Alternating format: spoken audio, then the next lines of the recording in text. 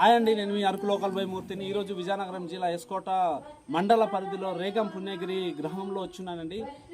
ఏంటంటే ముఖ్య విషయం ఏంటంటే అండి, ఈరోజు రేగం పుణ్యగిరి గ్రామంలో ఈ చర్చి మూతబడిపోయిందండి. ఈ చర్చి మూతపడిపోవడం బట్టి గ్రామాల్లో ఈ దేవునికి దూరం అయిపోతున్నారు. ప్రభువైన యేసుక్రీస్తు వారికి దేవుని మాటలు చెప్పినటువంటి సేవకులను కూడా దూరం చేయడానికి ఫారెస్ట్ ఆఫీసర్లు అడ్డుతున్నారు. ఈ మందిరానికి చూడండి, ఎన్ని సంవత్సరాలు అవుతున్నప్పటికీ దాదాపు 2-3 సంవత్సరాలు అవుతుంది. కొత్త మందిరం అండి. ఈ తెరవకుండా అధికారులు ఈ కూటమి ప్రభుత్వము ఆపిస్తుంది. కాబట్టి ఇట్లాంటి సంఘటనలు జరగకుండా మీ అనుదిన ప్రార్థనలో ప్రార్థన చేస్తారండి. ఇక్కడ ప్రతి ఒక్కరు దేవుని నమ్మున్నారు. ఇక్కడ దాదాపు 10 కొండలు దాటి వచ్చాం ఈ గ్రామంలో. ఈ వచ్చినప్పటికీ గ్రామము నిజంగా అండి దేవుని యొక్క మాటలు తెలుసుకొని మందిరం కట్టుకున్నారు. కానీ ఫారెస్ట్ ఆఫీసర్లు అడ్డడం బట్టి ఈ మందిరం ఇలాగే మూత పడిపోయింది. దీని గురించి ప్రార్థన చేయండి.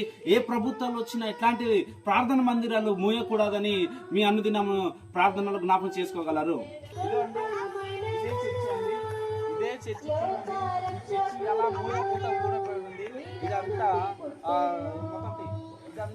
రెడ్ కలర్ దుఃఖాలు అయిపోయిందండి. ఇది బాధాకర విషయము.